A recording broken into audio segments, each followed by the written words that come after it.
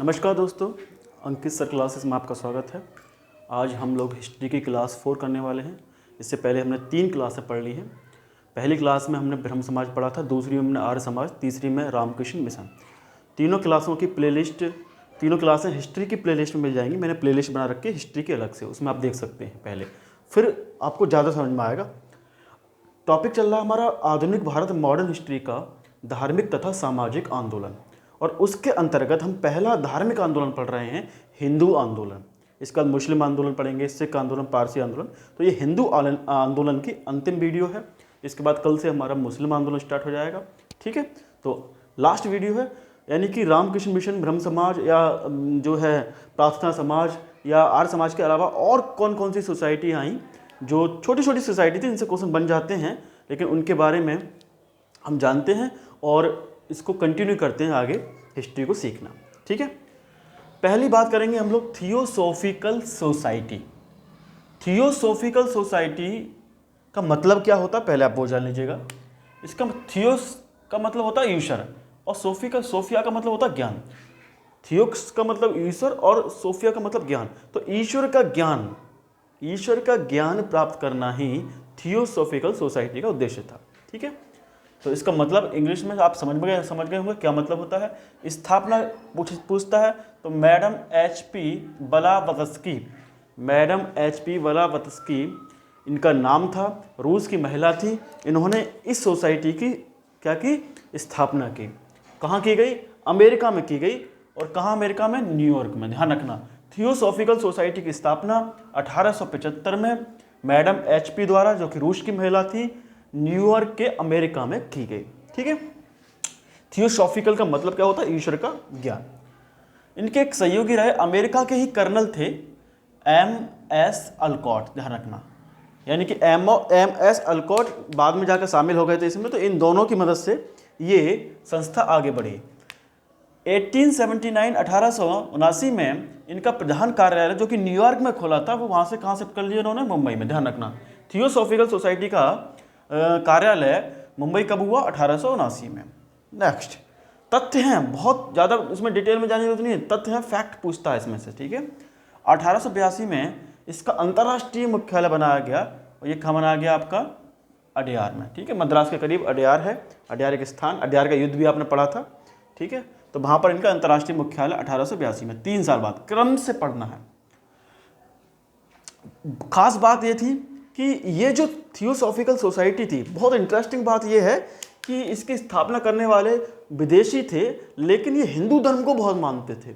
ये वेदों में, उपनिषदों में बहुत ज़्यादा विश्वास किया करते थे, और ख़ास बात विश्वास किया करते थे हिंदू धर्म के पुनर्जन्म में। पुनर्जन्म होता है, जैसा आप कर्म करोगे उसका भुगतान अगले जन्म में आपको करना होगा। इस पुनर्जन्म पर बहुत लोग बिलीव करते आए यहाँ तक।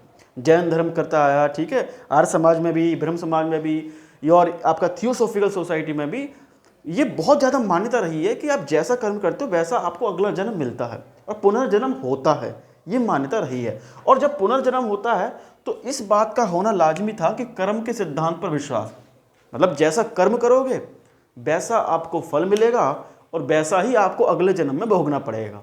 इसलिए ये महात्मा या ये बुद्धिजीवी ये बताना चाहते थे कि इस जन्म में कर्म अच्छे करो, ताकि आपको अच्छा जन्म, पुनर्जन्म जो मिले तो अच्छा मिले। कुल मिलाकर उनका ये उद्देश्य था। इसका भी यही उद्देश्य था।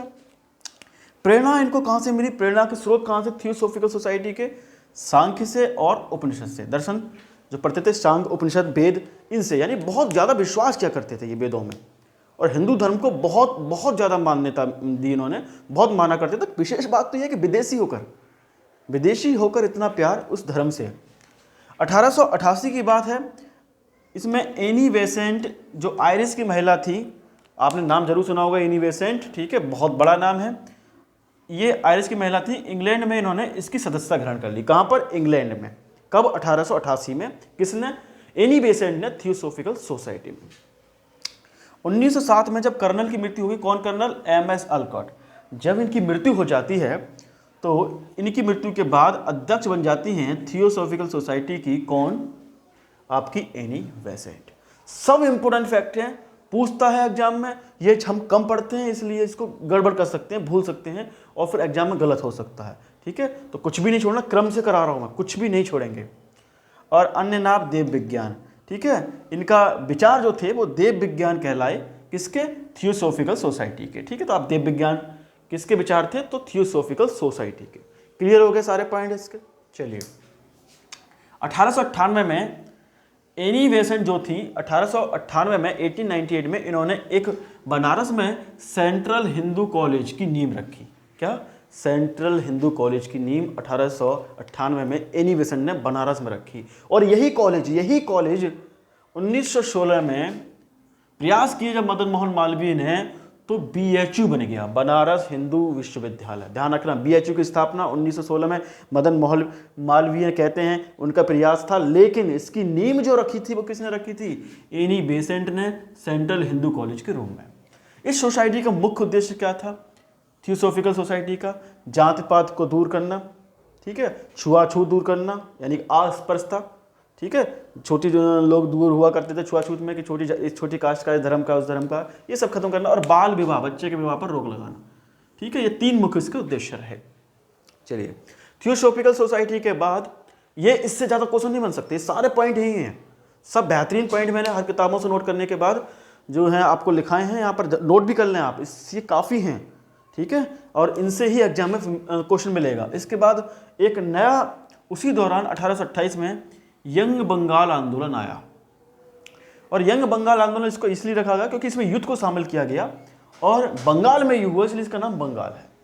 संस्थापक रहे इसके हेनरी विवियन डेरोजियो। याद रखना, बड़ा इंपोर्टेंट नाम है, हेनरी विवियन डेरोजियो।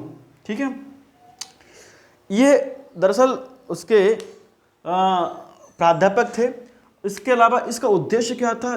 प्रेस की स्वतंत्रता। इन्होंने कहा प्रेस को स्वतंत्रता मिलनी चाहिए, मीडिया स्वतंत्र रहनी चाहिए, प्रेस स्वतंत्र रहनी चाहिए, और हर व्यक्ति को, युवा के अंदर करना। इन्होंने बहुत ऐसे विचार रखे फ्रीडम वाले, बोले साहब आप स्वतंत्र हो, फ्री हो, आप क्यों किसी की बात सुनोगे, आप अपने विचार रख सकते हो। प्रेस को भी स्वतंत्रता मिलनी चाहिए। और विशेषकर जमींदारों के अत्याचार से मुक्ति के लिए आंदोलन किया गया, क्योंकि जमींदार किसानों पर लगातार अत्याचार करते थे।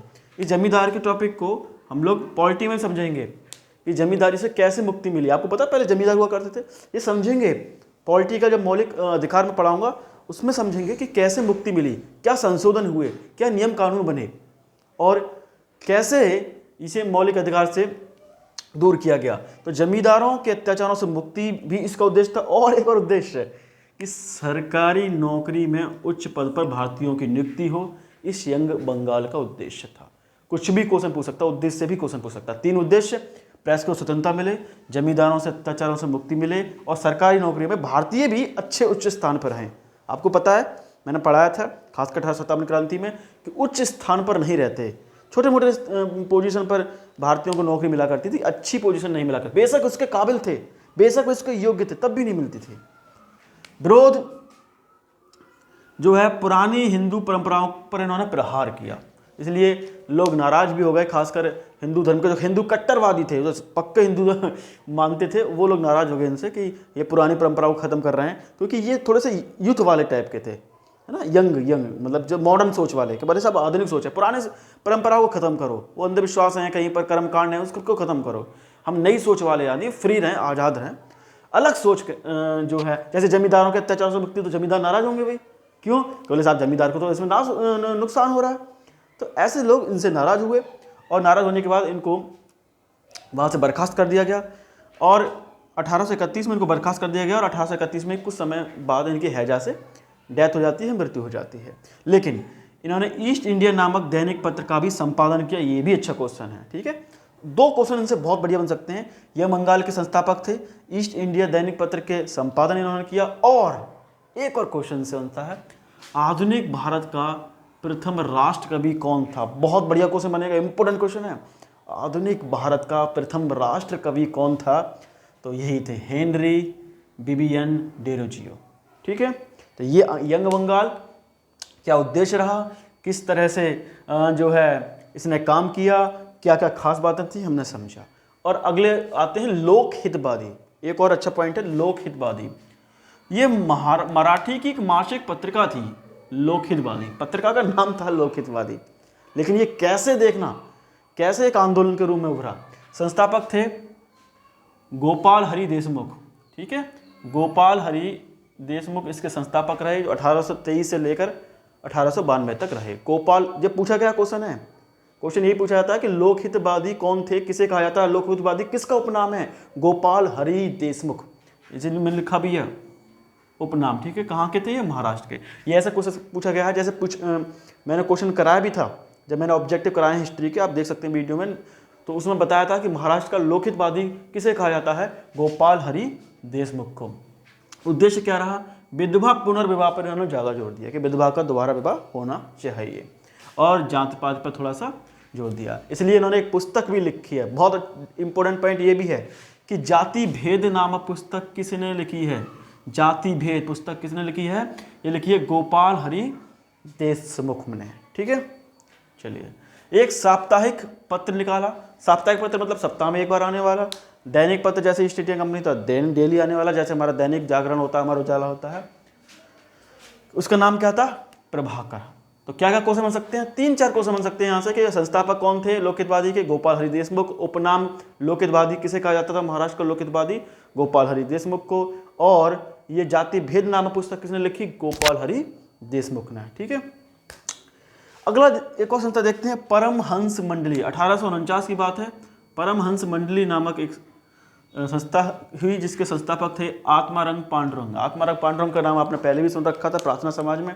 तो ये एक छोटी सी संस्था थी जिसका नाम परमहंस मंडली रखा गया। इसमें कई लोग शामिल भी किए गए, और इस संस्था का मुख्य उद्देश्य था नारी को उच्च शिक्षा या नारी को सम्मान दिलाना, और जो आर्थिक या सामाजिक असमानता थी ना उसको दूर कर लेना, कि सब लोग बराबर हैं। खासकर नारी के लिए इन्होंने, नारी उत्थान के लिए विशेष काम किया। किसने, परमहंस मंडली ने।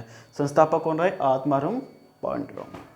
अगला लास्ट समझते हैं, अखिल भारतीय हिंदू महासभा। इसके संस्थापक, बहुत इंपॉर्टेंट क्वेश्चन पूछ सकता है यहाँ से, बड़ा इंपॉर्टेंट क्वेश्चन पूछ सकता है, बनेगा क्वेश्चन कि अखिल भारतीय हिंदू सभा के संस्थापक कौन थे, बी.डी. सावरकर, विनायक दामोदर सावरकर। 1907 में इसकी स्थापना हुई, महाराष्ट्र में इसकी स्थापना हुई है अखिल भारतीय हिंदू महासभा की। 1907 में महाराष्ट्र में बी.डी. सावरकर द्वारा अखिल भारतीय हिंदू महासभा की स्थापना हुई। इसका पहले नाम हिंदू सभा ही था, लेकिन इसके बाद इसका नाम रख दिया गया अखिल भारतीय। और ये खासकर मुस्लिम लीग के विरोध में ये सभा बनाई गई थी। इसके प्रथम राष्ट्रीय अध्यक्ष जो थे, अच्छा क्वेश्चन बनता है यहाँ से, प्रथम राष्ट्रीय अध्यक्ष जो थे वो थे आपके मणिनंद्र चंद्र नंदी, ठीक है। मणिनंद्र चंद्र नंदी जो थे, नंदी साहब जो थे, ऐसा मान लीजिएगा आप, इसके प्रथम राष्ट्रीय अध्यक्ष थे। किसके, अखिल भारतीय हिंदू महासभा के। संस्थापक बी.डी. सावरकर। और खास बात थी, मैंने कहा था कि मुस्लिम लीग के विरोध में, देखो उद्देश्य क्या था, मुस्लिम लीग का विरोध करना। इसके विरोध में ये सभा बनाई गई थी कि सारे हिंदू लोग शामिल थे। इसमें मदन मालवीय, श्रद्धानंद कौन, आपको बताया था मैंने जब आर्य समाज पढ़ाया था। श्रद्धानंद ये वो हैं जो कि जो है शिष्य रहे किसके, दयानंद के। और दयानंद ने भी शुद्धि आंदोलन चलाया था, और श्रद्धानंद ने भी शुद्धि आंदोलन चलाया। इन्होंने शुद्धि आंदोलन चलाया जब ये इसके अध्यक्ष रहे, किसके, अखिल भारतीय हिंदू महासभा के। शुद्धि आंदोलन क्या था, पहले ही बताया था मैंने। शुद्धि आंदोलन वो था कि जब आप कोई और धर्म अपना रखा है तो कोई दिक्कत नहीं है, आप उस धर्म को छोड़कर एक शुद्धिकरण के जरिए आप फिर से हिंदू धर्म अपना सकते हैं, ठीक है। चलिए, तो ये सारा थियोसॉफिकल सोसाइटी क्या थी, ठीक है, यंग बंगाल आंदोलन क्या था, लोकहितवादी क्या था, परमहंस मंडली क्या था, और अखिल भारतीय हिंदू महासभा क्या था, ठीक है। ये सारी चीज़ हमने समझी। इस तरह से हिंदू आंदोलन यहाँ पर खत्म हो जाता है। क्लास 4 थी, क्लास 5 में, अगली क्लास में हिस्ट्री की हम समझेंगे मुस्लिम आंदोलन, किस तरह से अलीगढ़ मुस्लिम आंदोलन हुआ और किस तरह से आगे चीज़ें बढ़ी, ठीक है। इसके अलावा फिर हम सामाजिक आंदोलन पढ़ेंगे। तो ये 3-4 क्लासों में और चलेगा, 3-4 क्लासों में ये खत्म हो जाएगा ये टॉपिक पूरा ही।